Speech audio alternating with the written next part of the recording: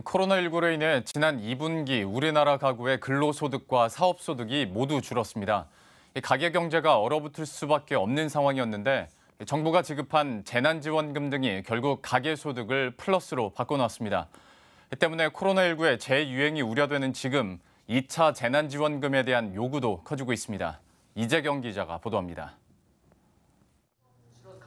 통계청이 발표한 2분기 가계 동향에 따르면 우리나라의 가계는 코로나19의 충격을 직접적으로 받았습니다. 전국 2인 이상 가구의 근로소득은 1년 전보다 5.3% 감소했습니다. 근로소득 감소는 2009년 3분기 이후 처음이었습니다. 하위 20% 가계에서 근로소득이 18%나 급감하는 등 저소득층에서 직격탄을 맞았습니다. 이런 상황에서 긴급재난지원금이 버팀목이 됐습니다.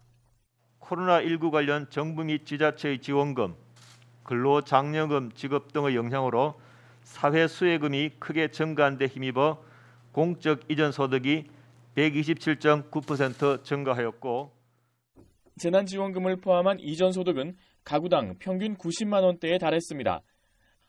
전년 동기 대비 80.8% 증가한 규모입니다. 이 덕에 가구당 소득 증가율은 하위 20%인 1분위에선 8.9%를 기록했고 상위 20%인 5분위에서도 2.6%로 나타났습니다. 이처럼 1분위 소득 증가율이 5분위 소득 증가율을 크게 앞서면서 분배 지표도 개선됐습니다. 소득 분배 지표인 5분위 배율은 지난해 2분기 4.58에서 올 2분기 4.23으로 0.35포인트가 개선됐습니다.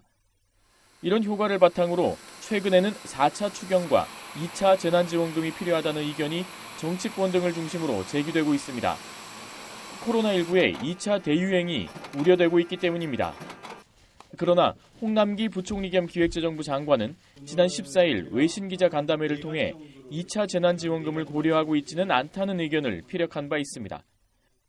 대신 홍 부총리는 페이스북을 통해 57만 5천 개 직접 일자리 사업, 긴급 고용안정지원금 지원, 3차 추경 신속 집행, 내수활력 보완, 한국판 뉴딜 본격 추진 등을 통해 경제 활력을 키운다는 의지를 밝혔습니다.